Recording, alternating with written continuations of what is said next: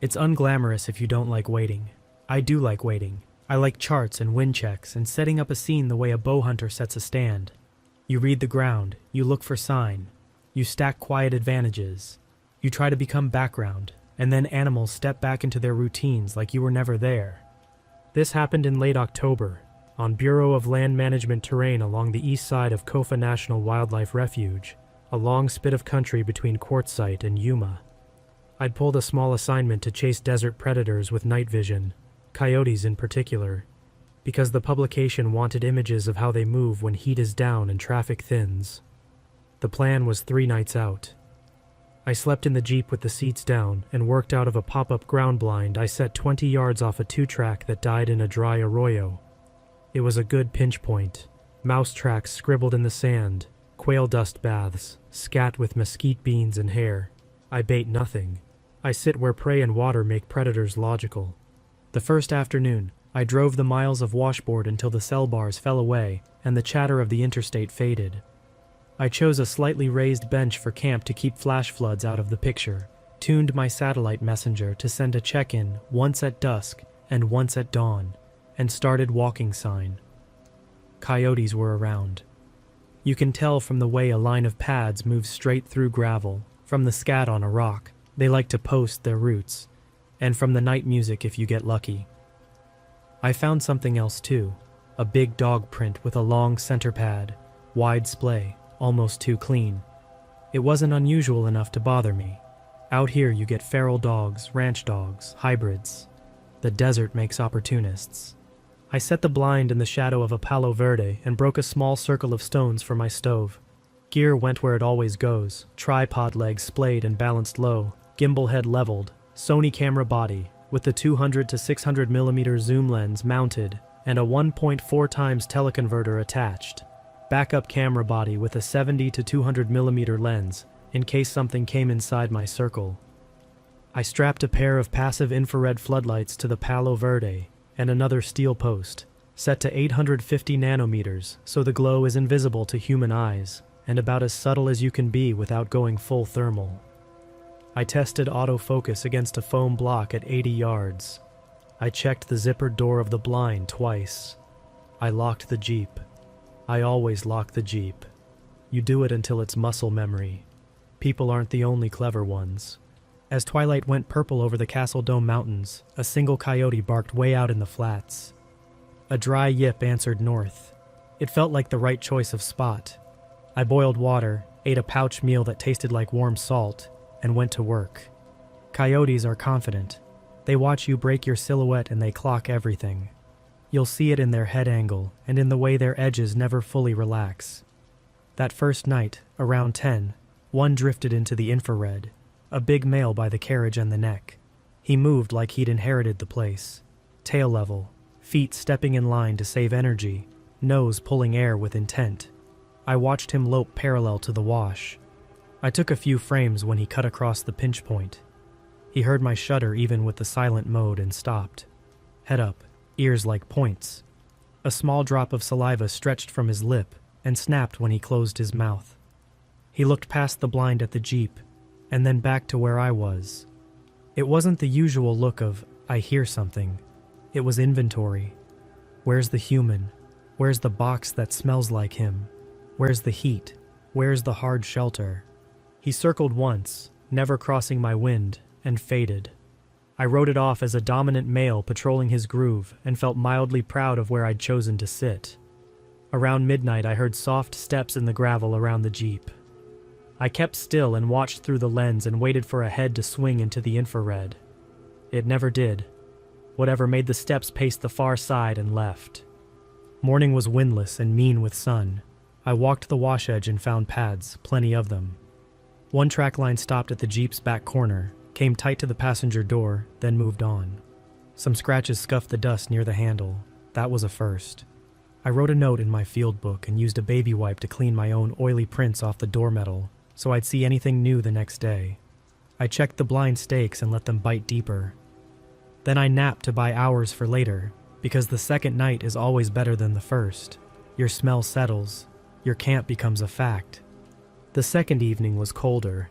I added a fleece and a beanie and a chemical hand warmer in my right pocket to keep dexterity. I topped off my batteries. I set a second camera on a low tripod aimed at the Jeep doors, manual focus at 6 feet, aperture opened as wide as it would go, fast shutter speed, interval timer running, because some part of me wanted to know what had paced there. I set a boot with a pebble balanced on the tailgate as an improvised alarm. If anything jostled it, it would crash and I'd hear it. The wind went steady from the west around 9. Coyotes started their gossip chorus 3 ridges over around 9:30. I could tell there were at least 3. Around 10:30 the big one came again. He worked the same line, bolder this time. Less pausing, less smelling. He cut the pinch and then circled and did a strange thing. He stopped dead at the exact angle where the infrared floodlights would have been in a human's peripheral. He looked through my setup, not at my lens, but at the blackness where glass was inside the blind. It's hard to explain. There's a difference between an animal keying on motion and keying on intention. This felt like the second. I didn't shoot. His eyes glowed ghost white in the infrared, and the sensor will sometimes catch that wash and blow the whole exposure. I held. He broke off and moved toward the Jeep. My second camera's interval timer clacked a few times. He stopped and flicked an ear at that, then eased to the passenger door again. He lifted onto the rock slider with a front paw, stretched tall, and pressed at the handle with his muzzle. Not pawing, not scratching, a press and a pull, like he'd seen the cause and effect. It didn't move because I lock my doors, always. He dropped and stepped back, and then he did the thing that wrecked my sense of category. He stood up again, this time pushing fully onto his hind legs, balancing like a man does when he reaches for something on a counter. He leaned, and one front paw hooked the handle, and I heard the very clear, very human sound of a door latch reluctant against the lock's resistance. A click. Not the big clunk you get when the door opens, just the click of a handle trying to actuate a locked mechanism. I didn't breathe. He dropped to 4 legs, tilted his head, and turned, slowly, like a thought passing across a mind. In infrared, eyes go bright and dead at the same time. He looked straight at the blind, straight through the bush, across 100 yards of dark. I know he can't see infrared, but he looked like he could see me. For a long minute nothing moved. The desert held its breath. I felt my heartbeat in my ears and forced it down. I thought through steps. Horn, headlights, make it loud and surprising, get in the Jeep, leave. But leaving at night on a 2-track is how you catch a washout wrong and bury to the frame. He dropped his gaze first. He patted around the back of the Jeep. The boot with the pebble teetered but didn't fall. I didn't like that he knew exactly where to place weight. From then on, I didn't doze. I watched. He didn't come back into the infrared illumination for almost an hour. When he did, it was at the edge of the cone, further than before, making lazy S patterns, nose up and then down, like he was searching for my boundaries. Once, he broke to the far side of the wash and disappeared for 20 minutes. When he came back, he came low and quick and stopped behind the blind at the only corner where I hadn't trimmed a line of creosote branches. I heard his feet through the fabric. I smelled him. Rank, hot, wild meat and mesquite blossoms. The blind's back panel pushed inward just slightly, convex to concave, like a chest exhaling. Then it stopped. The zipper tab on the door rustled. He was touching it. A claw or a tooth touched the metal. It tapped. It didn't pull. I eased the air horn out of my side pocket and gave it a short, flat blast. The panel popped back. The sound went hard into the night and died like it does in open country. He didn't run. He took 3 steps away and sat down. I could hear the weight settle on his hips. I could imagine the head tilt. We did that for 5 full minutes, me facing a zipper, him sitting in blackness 3 feet behind cloth. When he left, he went toward the Jeep again. The interval timer went tick, tick, tick. Then, finally, the boot fell, a hollow thunk and a rattle of rubber on metal. He startled right then. He didn't like the chaotic sound. He pulled back and paced. Then he slid off into the wash and vanished. No coyotes answered his going. The night stayed weirdly silent after that. Just before dawn, the temperature hit its bottom, and the sky got its first of 3 shades of gray. I broke the blind and stowed the glass because I didn't want to give myself a reason to stay longer than I had to. I walked to the Jeep with my head on a swivel. There were prints. A lot of them. In the cold sand you get edges like poured concrete. The coyote's hind pads showed crescent moons where claws hadn't dug. The front pads were wrong in a way I couldn't quantify at first. I crouched and made myself be slow. 5 toe marks instead of 4? No, 4, but long and even. The metacarpal pad, the big heart shape, looked stretched, like it had been pressed by weight set too far back. On one track, the drag from the 5th toe was a faint line above the other 4, as if a dewclaw had dragged from a higher angle. I've seen that on dogs. I've never seen it paired with the hind leg stance I watched through glass a few hours earlier. The passenger door had new scratches that weren't just surface dust swirls. I could rake fingernails deep across paint and only get chalk. These were through the oxidized layer. Not key deep, but not something I could wipe away. They clustered at the handle. 3 verticals, 1 diagonal. I looked through the second camera's frames right there, and then again later in the Jeep when I had coffee moving through me and my hands didn't shake. Nothing crisp. Motion blur. No big reveals or monster faces or bodies in mid-stand. One sequence at 2:13 in the morning showed a slope of fur across the edge of frame, and the suggestion of a long limb where the joint pinched light. The last frame before the interval timer shut down from battery save was just the Jeep's paint ghosting the infrared. In it, the handle was centered, and something that could have been a paw or a hand or the business end of a muzzle was at the edge of the handle. The shape of it wasn't right for a paw. It looked too narrow before it broadened. There was the hint of a crease that did not belong to a pad. I should have left after that. The job had deliverables in the can. A coyote patrolling, a portrait with eyes like white coins, a set of tracks with crosslight. Instead, I told myself that daylight would clean the weird off and that I was being dramatic, and that I could shift the blind and get a safer angle and a longer lens and work one more sunset. I moved the blind 50 yards farther from the Jeep, into a triangle of brittlebush where the wash narrowed and the Palo Verde's shadow pooled earlier. I changed the Jeep's orientation, so the driver's door faced the blind with no obstructions between. I added a shop-bought magnetic read alarm to the passenger door, one of those cheap units you stick to a window frame that screams if the sensor separates, and wrapped a strip of gaffer's tape around the door handle's seam so I'd see if it shifted. I wedged a pair of small cowbells under the rocker panel and tied them to a length of light line that tensioned just enough so a tug on the handle would ring them.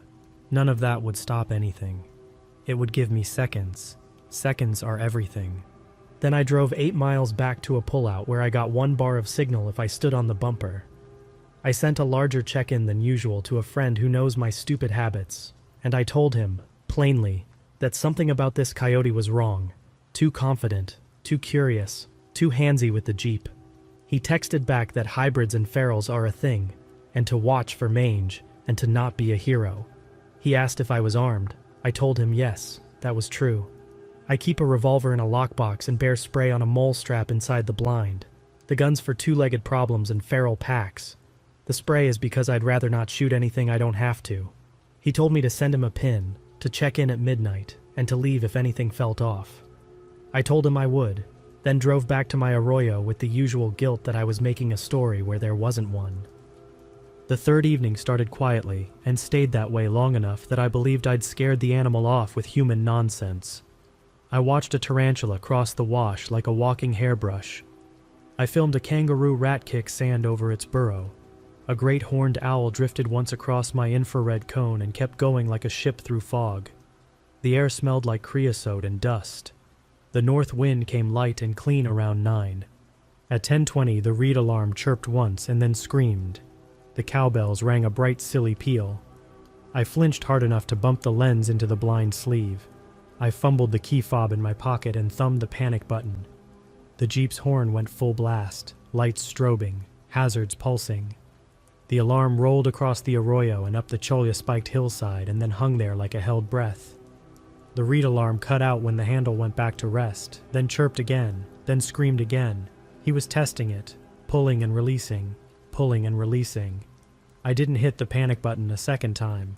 I let the Jeep do its whole cycle and die and reset. In the wash of the infrared light, a form backed off 3 steps and stood. Tall, not a 4-legged stance. Tall, like a person taking shock, recalibrating. It held like that for a count of 2, and then it moved sideways, a shuffle with hips working wrong for an animal, like knees bending where no knee should be. It sank to all 4s and disappeared under the door line. My heart put its hands around my throat and squeezed. I put the revolver on the blind floor by my right boot and the bear spray on top of the blind bag. I told myself 3 rules out loud in a whisper, because whispering makes them feel carved in stone. Don't shoot unless something is in the blind. Don't run unless you are running to the Jeep and driving. Don't leave it to chance. I switched my camera to video and pressed record on the main camera body. The infrared floodlights hummed. The desert held its breath again. Or maybe that was me. Nothing happened for a strange amount of time. 10 minutes is forever when alarms just screamed and a thing you watch stand like a man is somewhere between you and your only hard shelter. And then something happened to the blind. It moved. Not in the wind. Not the little breathing you get when fabric expands and contracts with temperature. It moved the way a tent moves when someone pushes it with a flat palm. 1 slow press at the back panel. It went in an inch, then 2, then more, when weight kept coming. A paw, or a hand, spread behind the fabric and pressed. I could see the silhouette in infrared like a shadow puppet made of ruined anatomy. 4 long digits and a heavier heel where the pad should be. The hand slid sideways until it found the line of the zipper again. The metal tab made that tiny tapping sound as something toyed with it. Subjects learn off motion and reward. It had learned that pulling can be reward. I spoke in the same voice I use with animals that get too close to a lens. No, not a yell, not scared. Firm, human, present. The hand stopped. It held there, palm to fabric, like a blind high five from something that did not know games. Then it slid down and away, and the pressure left the wall, and the blind breathed back to its proper shape. The read alarm knocked again. The Jeep's handle creaked. The cowbells rang once, twice, then quiet. I pictured the animal, if it was an animal, standing with its chest against the door seam, learning how much pull to put on a handle before the read alarm complains and when the complaint stops, testing the tolerance until it could get a full pull without a scream. Learning. I had to move. Fighting the instinct to freeze is the hardest part of work like this. Freezing feels safe, and it kills you slow. I slid the zipper up 2 inches, pushed the lens into the gap, and lined the Jeep in the screen. The infrared floodlights gave me range. The handle was right in the middle of the frame. The head of the coyote, or the something, rose into the cone like a tide coming up a dune. For a second it looked perfectly normal. Pointed muzzle, ears, the ridge of a shoulder. Then that muzzle stretched too far forward and angled sideways, and the ear that should have been in frame was wrong by an inch. It wasn't where ears live. I don't know how else to say it. You learn where things go by looking through glass for 20 years, and that ear had slid. The front limb came up. The paw didn't paw. It rolled like a wrist. 4 digits came down on the handle and pulled. The read alarm let out a half chirp and cut off as the magnets separated just slow enough to fool the sensor. The handle came to its stop at the lock. The lock held. The digits flexed. The handle fluttered against the lock like a trapped bird. The thing's head turned, and the bright, dead eyes in the infrared looked across 100 yards and found the sliver of glass where mine were and held them like a pin through a bug. I hit the panic button. The horn and lights went berserk. The thing didn't jerk away this time. It released the handle and took a smooth, almost bored step backward and stood up straight into full biped, tall enough that the top of its skull just touched the bottom of the side window. It put its right hand, paw, whatever, flat to the glass and it pushed, and there on my screen I watched 5 splayed digits press and fan against a Jeep window I had wiped clean that morning. Not a paw print, not a hand print, something between, the heel of it wrong, the length of 2 of the fingers even longer, the claws, call them that, black and not curved enough to feel like claws should be. For a tenth of a second, I thought I wanted that print. The part of my brain that thinks in deliverables and cover shots and special licenses wanted it like a kid wants a rare card. Then the thing leaned its face to the glass and breathed a fog bloom that no coyote makes on a cold pane because coyotes pant and huff. They don't lay breath in a long, steady fog. The fog started an inch above where a coyote's mouth would be. I dropped the camera and stood up into the roof of the blind. I fumbled for the bear spray, pulled the safety, and with my other hand I shoved the zipper up full and crashed through the doorway with the horn howling and the infrared highlights white hot and the spray can held out like a blunt weapon. I shouted at it. I don't remember the word. It was probably the same no. It was probably my name. It doesn't matter. The thing left the window and took 3 steps sideways, and in those 3 steps, it moved like a man on a grade with his ankles bound, knees bending wrong, hips making the effort up for what the ankles couldn't do. Then it pitched down to all fours in a way that made the back bend in 2 places instead of 1, and it ran, and that part was all coyote. Fast, low, easy over rock, gone. I went to the Jeep. I unlocked the door and got in and locked it again, and I did not look in the back seat, because if something was there, the next parts of my life would just go differently forever. I turned the key. The engine caught. The horn cut off when I canceled the panic. The infrared floodlights still hummed out behind the blind. I put the Jeep in drive and rolled forward onto the 2-track and made the kind of 3-point turn you do when your hands know your vehicle better than your head knows fear. I drove out with all my lights on. The rocks caught on skid plates, and the antenna whistled, and the coffee mug I hadn't stowed clacked on plastic. I didn't look in the mirrors until I was 2 miles from camp, and when I did, I didn't see anything but dust. I slept 3 hours at the paved road pullout with the seat reclined, and the revolver and the spray on my chest under a jacket, and the dawn crowd of snowbirds clattering by in recreational vehicles. Then I drove to a ranger station. I didn't walk in with words like standing or hand. I walked in with truth that could be categorized.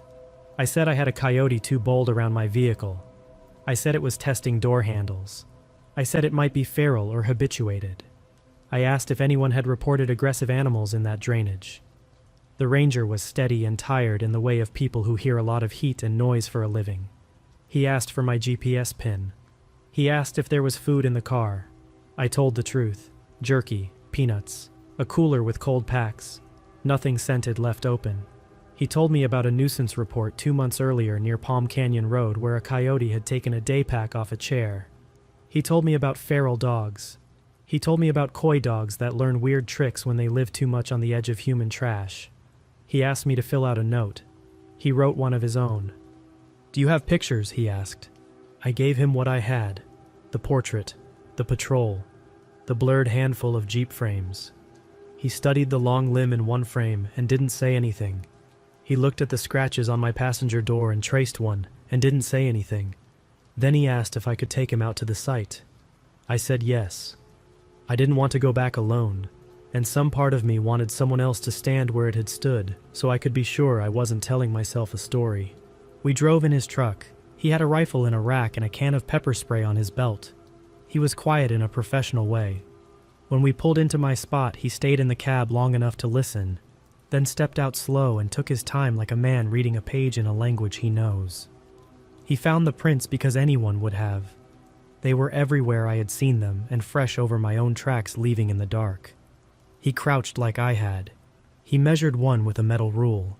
He stared at the way the dew claw line dragged above the 4.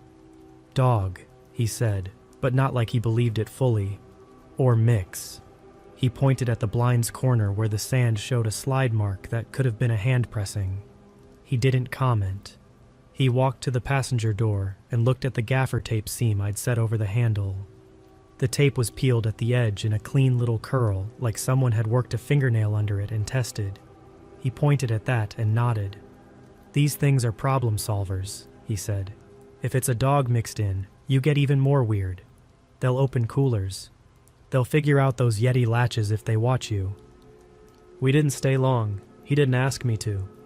The sky was brutally blue and the black months-old crust line from the last rain brushed off under our boots.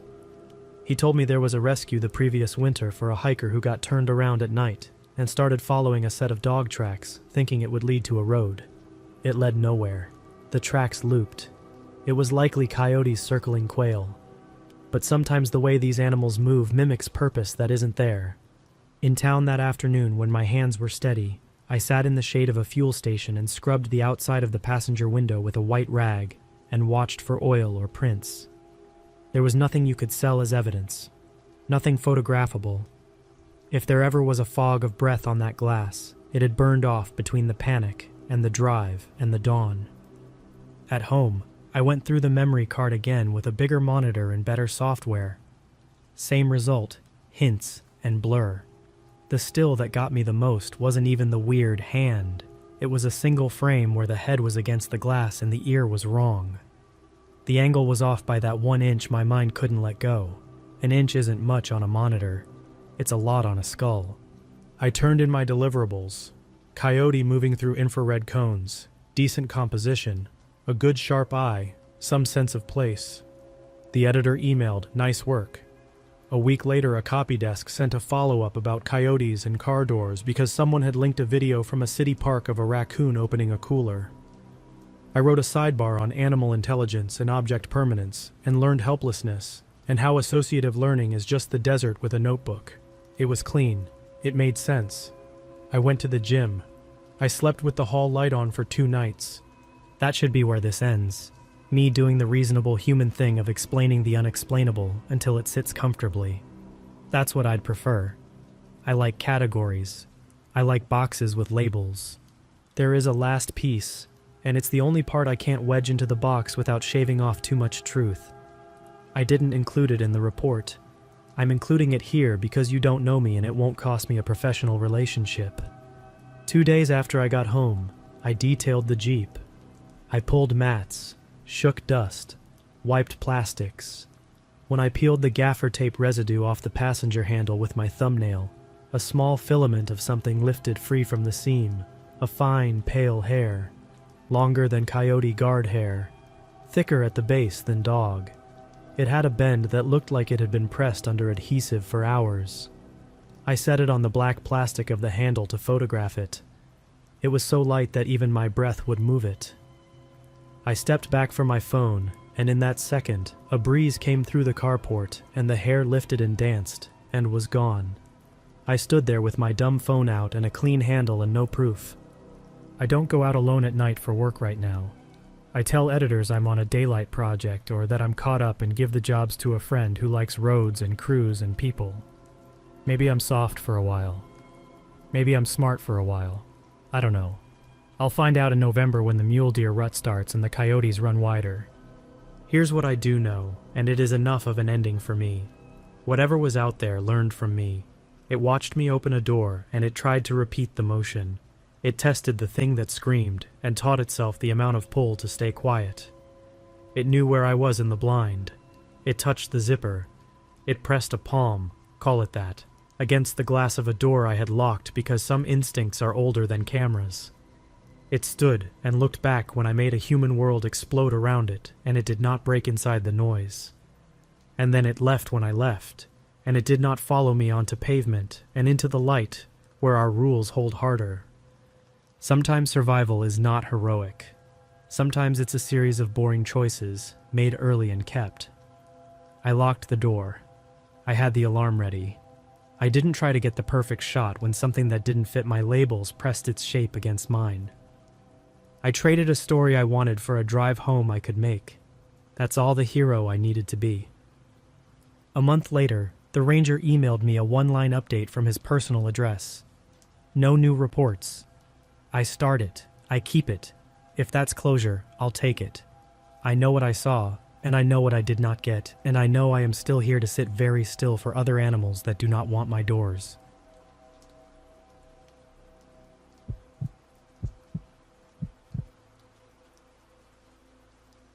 Late September in the Sawtooths feels like a house after the party has ended. The dust is settling, the air has a sharp edge, and almost everyone has gone home. That was the appeal. My friend Evan and I live a few hours away, and we'd both been shuffling work around to squeeze in one clean, simple overnighter before the weather turned for good. Iron Creek to Alpine Lake and back. A forecast that said in so many words, you might see a dusting overnight, enough to feel like early winter without getting stuck in it. We liked the math of that. We wanted the cold and the quiet without turning the trip into a rescue. The plan was straightforward. Drive to the Iron Creek trailhead near Stanley, hike the 5-ish miles in with manageable elevation, camp on durable ground out of the obvious wind lanes, set a good bear hang, sleep behind solid nylon, boil coffee in the morning, and come down before the weekend crowd reappeared. We parked just before noon. The mountains above us were wearing that early fall color that isn't quite anything. Greens dulled down to a darker shade, the understory going the color of straw, a chip of blue sky above everything. The lot was mostly empty except for 2 dusty pickups and a rental SUV with a Denver plate. The kiosk had the usual notices: campfires restricted, trail work completed near the lake, a warning about leaving food in cars, a line about cow moose with calves being short-tempered in the fall. The self-issue permit box had a pencil on a string. I filled in our names and route, and slid the yellow copy behind the dash of my car while Evan tightened his pack straps and readjusted his trekking poles for the 100th time. It was quiet enough that we could hear Iron Creek from the parking lot. There wasn't any wind to push sound around. It made the whole place feel padded. We started up just after 12:30. The trail out of Iron Creek is honest about what it's going to do. It rolls, it climbs, it crosses water at good, sensible bridges, and it steadily corrals you into rock country. You pass into those stretches of forest where the older firs have furrows in their bark like they've been corded by hand. Every once in a while the view opens, and a spire of pale granite shows itself beyond the near trees. The grade never got rude, just consistent. We fell into a rhythm where we didn't talk unless there was something practical to say. We made steady time to the spur that climbs to Alpine Lake from the main trail that goes to Sawtooth Lake. There's a wooden sign with a routed arrow, and a name you can't mistake. We took a minute there to drink and check layers because the air cooled the second we turned off into that more sheltered draw. We saw 1 pair of hikers coming down as we went up the spur. They were late middle-aged, moving carefully, and carrying the kind of gear that says they've done this for years. Their faces were bright from cold and exercise. We pulled off to let them pass and traded the standard summit talk you hear on any mountain trail. "Any snow up there?" I asked. "Just frost in the shade," the woman said. "It's pretty, quiet too." They told us their car was the rental with Denver plates. We told them we'd be up for 1 night, just a quick turnaround. They said have fun, and we said the same as if fun is a thing you can guarantee. We reached Alpine Lake at about 4:15 by my watch. The lake sits in a rock bowl like someone set it there with a level.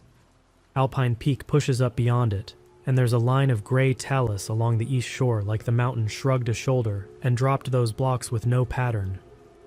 The outlet stream ran clear and glassy, and there were old campsites on the durable flats back from the water, set discreetly behind low, scattered boulders. No one else was up there. A farther ridge carried a smear of cloud that looked harmless. We picked a spot with a natural windbreak and set the tent tight, corners staked and guylines snug. I like habits in the backcountry. Footprint down, poles clipped, stakes seated, rainfly ready even if the sky says you might not need it. We filtered water, set a food hang in a stand of stout branches, and started dinner early so we could move into warm clothes without the awkward dance of cooking in the full dark. Evan took the stove and I built a quiet little living room out of rocks so we could sit without freezing. We ate watching the surface of the lake go flat as a skin, and then unflat again with the smallest breeze. The first thin film of ice formed around a shallow rock, and then broke free in a plate the size of a dinner tray. We called out small observations like that back and forth, because it was better than talking about anything else. Work, bills, whatever was stacked up waiting for us at home. After we cleaned up, we did a slow walk around camp with headlamps off, letting our eyes adjust, just to map in our brains where the rocks and roots were so we wouldn't stumble later. We turned in by 8:30. The temperature went from brisk to bone cold the second we climbed into our bags. The kind of dry cold that makes the inside of your nose feel like a cracked sink. I lay there listening to the tent fabric do that soft, occasional tick as it adjusted to the night. Somewhere down valley, a single elk bugled like a car with a failing belt. It was far enough away that the sound came without any weight. The sky through the vents was clean of cloud. I wasn't worried about the forecast anymore. If there was snow, it would be a powder of sugar.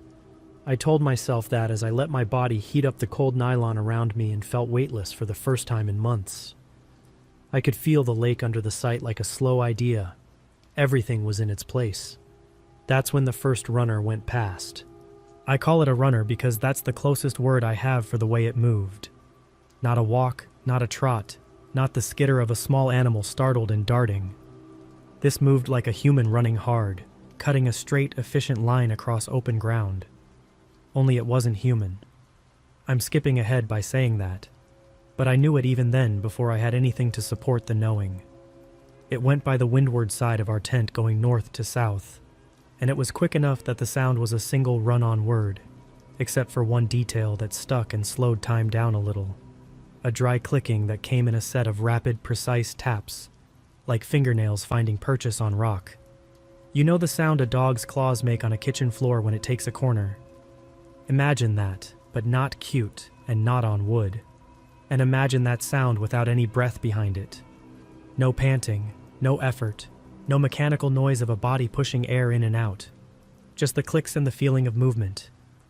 I sat up so fast the quilt pulled my hat off. Evan's headlamp clicked on at the same moment as mine. The tent was instantly thrown into that weird fabric glow where every shadow is flattened and nothing is helpfully sharper. "Did you hear?" we both said, and then stopped because obviously we had. If something is imaginary, you don't both sit up at the same time and swear at the same fraction of a second. We didn't say anything else for a few breaths. I listened for the tail end of footfalls, for anything at all moving through brush, for the crack of a branch under weight. Nothing came. The only sound was the very faint hiss of the stove cooling 3 yards away. It didn't even hum like stoves sometimes do. The air felt like it had a lid on it. "Deer?" Evan said after a minute, working hard to sound casual. "That would have to be a deer on tiptoes," I said, "or a person sprinting without lungs." We laughed a little at our own joke because that's better than thinking. We stayed awake for an hour after that first pass. I told myself it was a coincidence of wind, and my brain stitching together a pattern of head noise. But nothing else moved. No voles in the duff, no nightbirds. Even when there's silence at altitude, there is still a catalog of small, healthy noises. Needles drifting, distant water, the far rasp of a beetle. This was quiet, like a power had been turned off. I kept checking my watch to see if time was behaving. 9:15, 9:30, 9:45. Right around 10, when I finally started to slide into that in-between place where you aren't asleep yet, but you're walking toward it, the runner went by again. This time it came from the opposite side and cut closer. The pattern was identical, the sense of a hard sprint with the restraint of a line runner, the dry, precise clicks, and the complete absence of breath. I would have taken anything. One pant, the snag of cloth, a throat clear, a foot sliding on loose dirt, a sharp inhale. The brain gets uneasy when the expected sound is missing. My headlamp was already in my hand. I took it slow instead of snapping it on. If it was a deer, the normal explanation, blasting a light would spook it into that blind crashing that gets animals hurt and people kicked. If it was a person, then I didn't want to become the person standing in a tent shining a light straight ahead while they stand at my blind spot. I counted to 20 with the lamp off, then brought it up under my chin like I was about to tell a ghost story and clicked it on. The beam cut the little vestibule and found the zipper and the shadow of my boots in a triangle of raw granite just beyond the fly. Evan turned his slowly, reaching a different wedge of outside. Nothing there. The only thing new was the way the cold felt like it had deepened by 10 degrees in 10 seconds, which I know is impossible from a weather standpoint. But that's not an exaggeration. My nose wanted to run just from the change. We unzipped and crawled out, taking the idiot risk of letting the warmth inside the bags drain off and blow into the night. I've done enough trips to know better.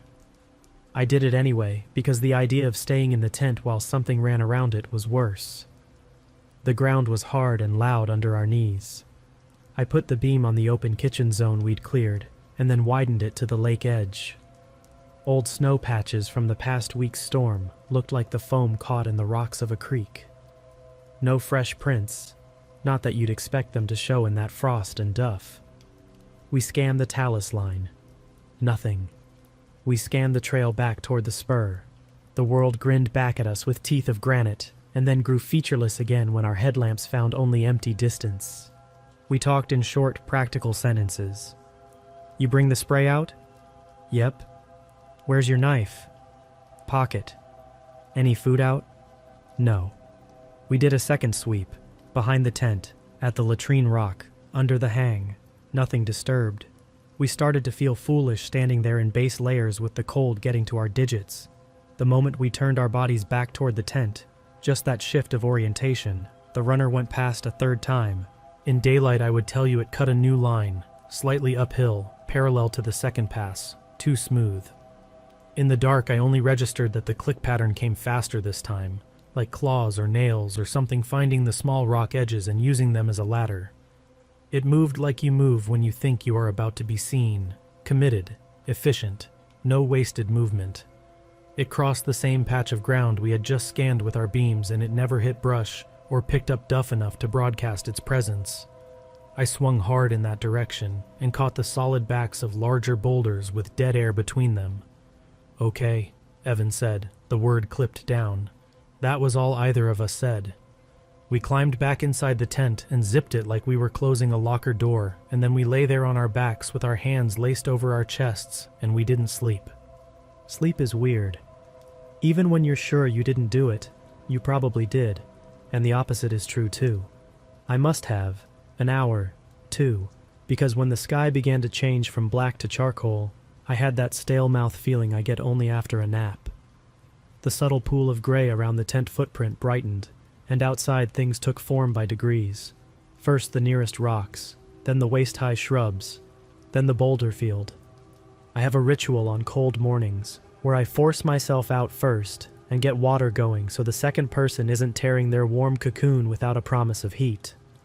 I unzipped, slid out, and immediately forgot the stove. There's a particular kind of print that makes you stand still with your mouth open like you walked into a smell. I've seen mountain lion pads in fresh snow, clean circles with sharp lobe marks, elegant as drawings. I've seen elk tracks blown out and doubled after a storm walks them in. I've seen the sloppy ballerina of bare feet. This was none of those. It wasn't human either, not in the way human feet look when someone loses a boot and leaves a cartoon with 5 rounded toe prints and a heel. What cut the line through our sight had toes that were too long and too even, laid out like 5 siblings spaced almost the same distance from one another. The middle slightly longer, but not by much. The pinky not nearly as short as you'd expect. The heel mark wasn't a squared block, but a narrow taper like someone cut away everything extra from the back half of a foot and left only a blade. The line arced, smooth and confident, from just beyond the talus through open ground past the tent. It missed our guy lines by inches, and then continued behind the kitchen stones, passing within 2 feet of where we'd stored the stove. The depth of the prints confused me. They were pressed deep at the toe where you push off, then just the suggestion of weight under the ball, then almost nothing at the blade of the heel, like whoever made them carried itself forward without setting full mass down. The stride was long for a person, but within human range, 4 feet, give or take. The direction was even stranger, where you'd expect a wandering inquiry. Sniff here, turn there, stop at a food bag. The arc said, I know what I'm doing, and I am not interested in you beyond collecting the lines you laid down with your bodies. I followed the prints with the same caution I'd use handling an unfamiliar tool. I didn't step inside them or cross them. I traced the arc to the point where the track line crossed itself near our tent door. And that's where I saw the second thing. Deer hair strung between 2 branches at head height, like someone had flossed the forest. Someone or something had taken what looked like a bundle of coarse guard hairs and drawn them between 2 saplings just wide enough apart to hold them under spring tension, then left the hair to snag and hang. It wasn't enough to be a snare, it wasn't a trap. It looked like, this is odd to say, a stringer from a fisherman, except made of hair. The hair was hollow when I bent one strand gently and looked at the cut end. Deer hair is like that. Tubular, good for insulation. It smelled faintly like an animal that lives outside. There was no meat or skin, just hair, and something had smoothed it down with fingers, or fingers equivalent, because the strands had that static lay to them like they had been combed. Evan came out behind me, saw my posture, and went quiet in the same way I had. He stepped around me without me saying a word, and looked at the prints in the hair, and then at our tent, and our food, hanging in the lake and back to me. 10 minutes, he said. I nodded. That wasn't a suggestion. We don't rush Camp Breakdown because that's how you leave stupid things behind, like gloves or a bag of trash. But we moved with a speed that felt like wading through cold syrup. Tent down, shaken clean, rolled, stuffed. Pads deflated and coiled, stove bagged, food off the hang line wound. Everything stowed in the same places we had it yesterday so our muscle memory could find it. We didn't talk about coffee. We didn't talk about oatmeal. We ate a strip of room temperature jerky and a handful of trail mix while standing and looking up and down the draw. I can tell you the exact number of minutes because I watched the second hand go once across my watch, and then again, and then 6 more times. We were moving at 7:30 and on the trail by 7:40. We descended into sleet. The forecast had promised a dusting, and the mountains delivered the kind that can't choose between forms and gives you all of them. Needles of ice that bounce off the brim of your hat, then flakes the size of moths that stick to your shoulders, then a fine sugar that slicks the rocks without announcing itself. The trail switched back down a rib, and then followed the creek in a drainage where the trees, tall and dark and straight, stood like pillars. Our plan was to move at a steady pace, no jogging, no stopping except to address necessities. We fell into a pattern of 45 minutes walking, and 2 minutes drinking and eating and looking and listening. We did not discuss the prints. We did not need to. Everything in our bodies had already filed that under not for discussion out here. Somewhere in the long middle of the descent, we both became aware of a new sound that was actually an old sound we hadn't noticed had been missing. The creek. It had been there all along, of course, the white noise of moving water. But once you're tuned to listen for footfalls and clicks and the micro sounds of a body moving, you can forget the base layer. When we tuned back into it, it was almost comforting. Then, right after that comfort started to take, the runner paralleled us. I did not see it head on. If I had, I would have a cleaner sentence to offer you here. What I have instead is the calculus of peripheral vision and sound. We were maybe 1.5 miles from the junction with the main trail, in a series of longer switchbacks cut across a slope with slope breaks of boulders. The sleet had gone back to needles that made a soft hiss. I could see my breath clearly when I exhaled. It came out and hung and then was gone. Evans did the same, visible in front of his shoulder as he walked. To our left was a broken field of rock dotted with low, tough shrubs. If you told me to place a bet on where a thing would move if it wanted to be quiet, I'd put my money on that exact terrain. Too open to be noisy brush, too broken to be a simple marching path. That's where the runner was. It moved level with us. When we turned the switchback, so did it, matching us 2 contours up. I won't repeat the click detail again except to say it came when it should, fast and exact, off rock. I won't labor the breath detail except to say that even in this cold, where your own breath is visible 3 feet out and the air is still enough to hold it for a count, nothing accompanied that movement. Nothing fogged, nothing exhaled. It stayed just long enough to make a point, 2 switchbacks, maybe 3. And then the sound cut off as if we had walked past the end of a narrow hallway and the door behind us shut. We didn't talk, we didn't stop. We adjusted small things automatically the way you do when you feel eyes on you.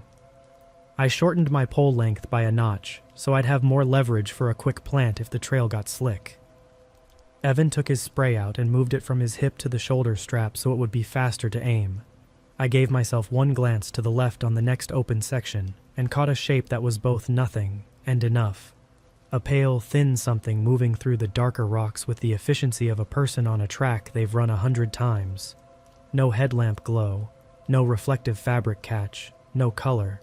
Just that paleness and a speed that my brain kept wanting to slow down so it could study it, and the paleness refused to cooperate. By the last set of switchbacks, we were comfortable in an uncomfortable way. The weather wasn't worse, and the lower we went, the more the sleet became wet snow and then slush. The trees thickened. The trail got familiar.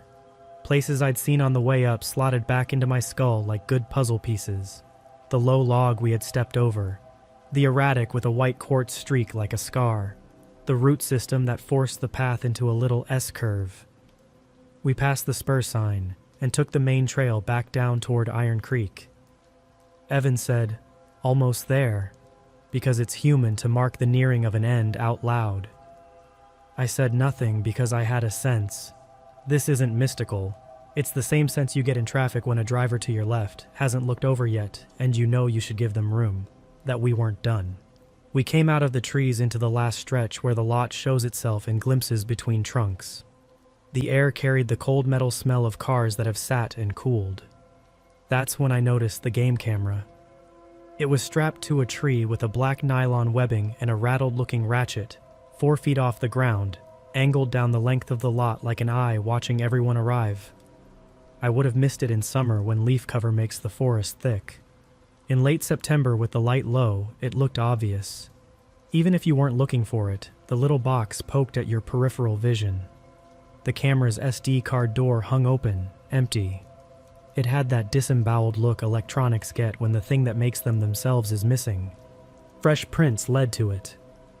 The prints matched the set that cut our campsite. Long, even toes, narrow heel. Only now they were perfectly laid in the thin skin of slush on the hard-packed path.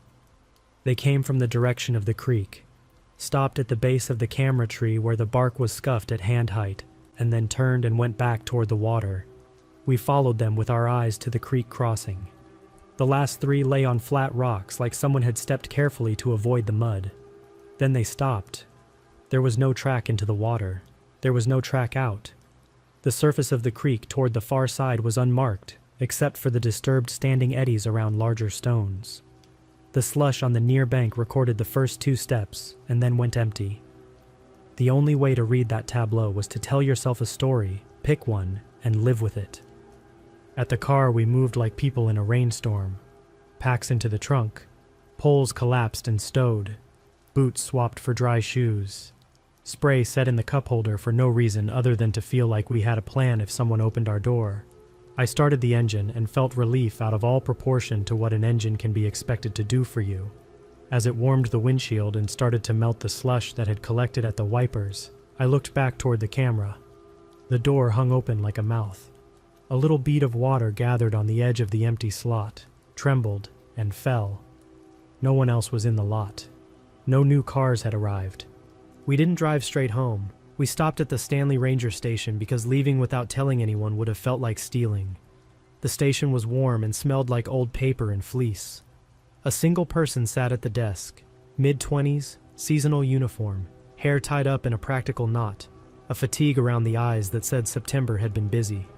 We told her we wanted to file an observation, nothing dramatic, just something that might matter to whoever had set a camera at Iron Creek.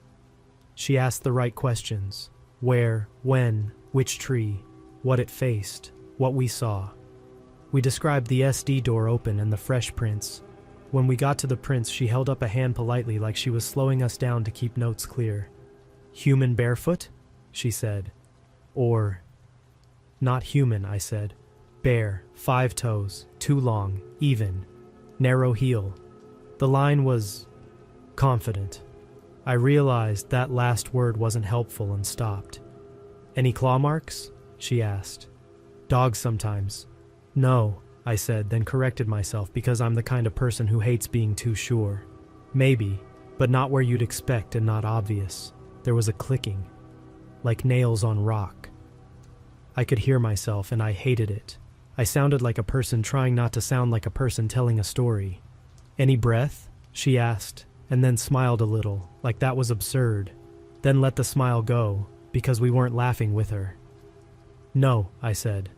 "That's the thing I keep getting stuck on. No breathing. Fast, hard running, no breathing." She wrote that down. She asked about the deer hair, and when we described it, she looked up sharply like she'd heard that before, and didn't like hearing it again. "Between branches?" she said. "At about your height?" She is shorter than me. "Higher," I said. "My eye line. I'm 6 feet." She wrote that down too. She thanked us and said she'd pass the camera note along. She said the Forest Service doesn't endorse private cameras on public land in a lot of situations, but that people still mount them, and sometimes someone steals the cards for reasons that are boring, like wanting elk photos, and sometimes for reasons that aren't. She asked if we wanted to leave our contact info. We did.